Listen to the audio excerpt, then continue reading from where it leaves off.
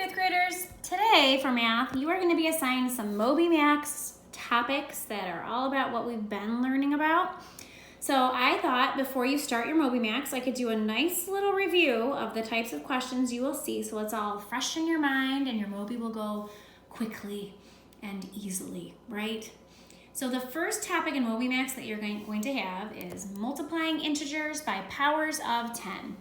An integer is just a positive or negative whole number, and you haven't had to deal with any negatives yet, so just look at this as a positive whole number. And powers of 10 mean 10, 100, 1,000. And during our number talks, we've talked quite a bit about how to do that. We've done that over the last 2 weeks, so now it's time to put it into practice.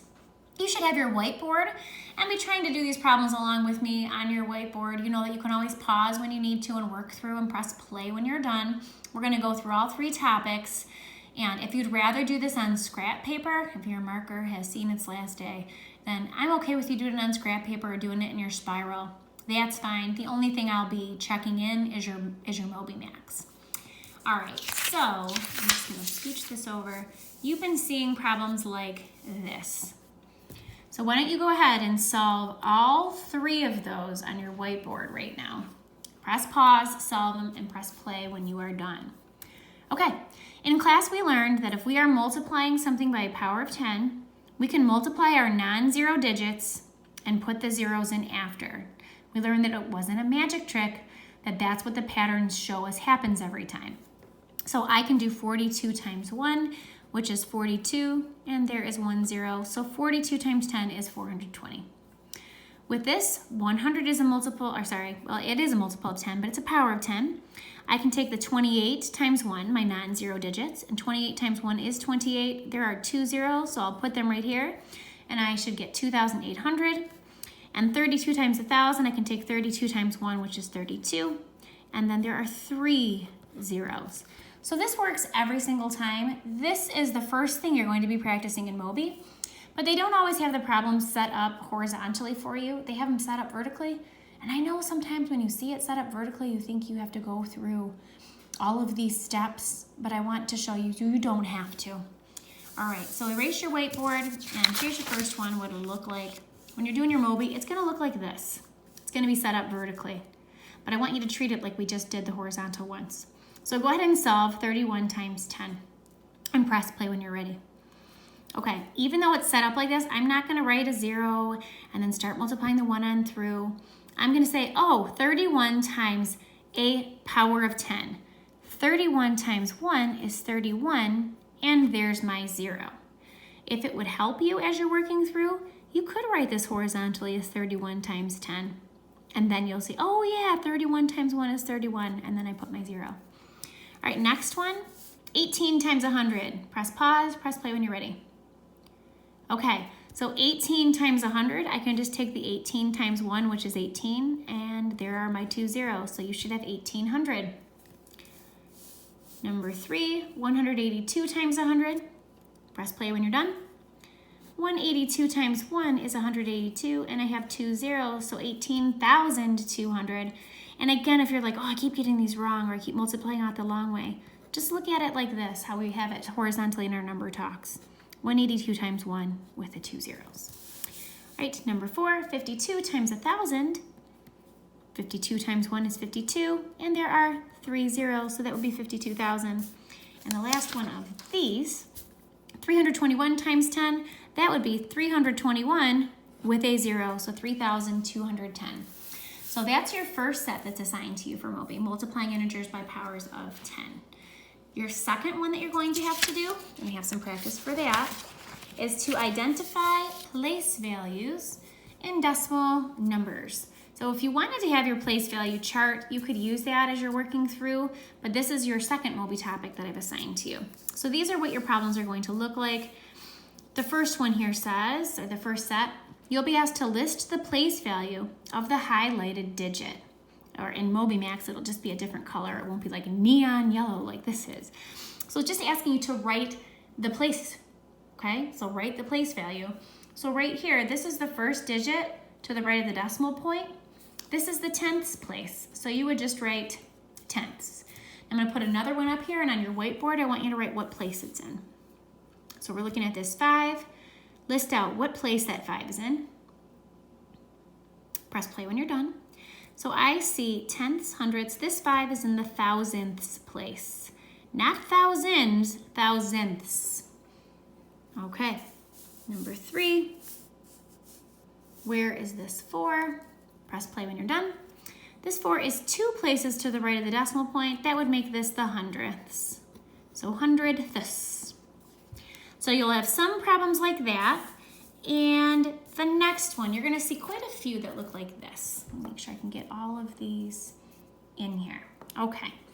It says which statements, and there's a little S on there, so that means more than one of them can be true, are true about 63 and 547 thousandths.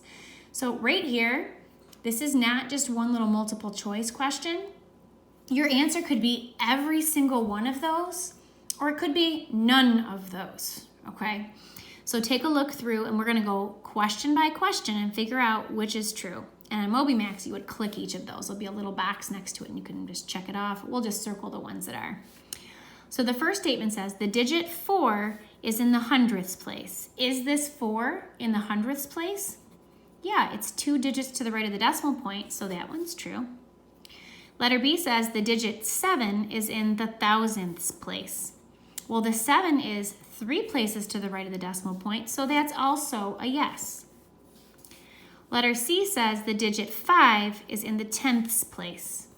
Is this 5 in the tenths place? Yes, it is. It's 1 place to the right of the decimal point. Letter D says the digit 4 is in the tenths place. Is 4 in the tenths place? No. So on Moby Max, I wouldn't have to do anything. I would just leave a little box blank. And the last one says the digit 5 is in the thousandths place. Is this 5 in the thousandths place? No, it's in the tenths place. So for problems like this, you'll have multiple boxes to check because more than one of those things can be correct. So make sure you read all of the statements. All right, the last piece that you're going to do today in Moby Max is finding missing place values. So I printed off what some of these would look like. So just kind of focus on what we're doing here. You don't necessarily need to write anything out on your whiteboard for this first one. It says match the correct place value name with its corresponding numerical value. So corresponding just means the one that it goes with. So you will have like a little menu of things that you'll be able to click and drag it in. For now, we'll just write them in. So this is just asking you how, like the place value. So when we wrote an expanded place value form, it's what you would multiply the 8 by, okay? Now 8's in the thousands place, so that means I would click and drag this 1,000 over here. What about for the 7? Think about what you would put. Yeah, the 7's in the hundreds place, so I would click and drag the 100 over. The 3 is in the tens place, so I would click and drag the 10. The 1 is in the ones. Then we get to the tenths place, so I would want to click and drag the 10th. And then we have the hundredths place, click and drag the 100th, and the thousands, click and drag the thousands. So this is just moving the value underneath it. Instead of writing it out in expanded place value form, it's knowing what's what. All right, a couple other kinds of problems you're going to see. You'll see quite a few of these. This says which place value is missing, and they give you some options here. So it's kind of like what we just did, but the missing one is right here. Here's a question mark.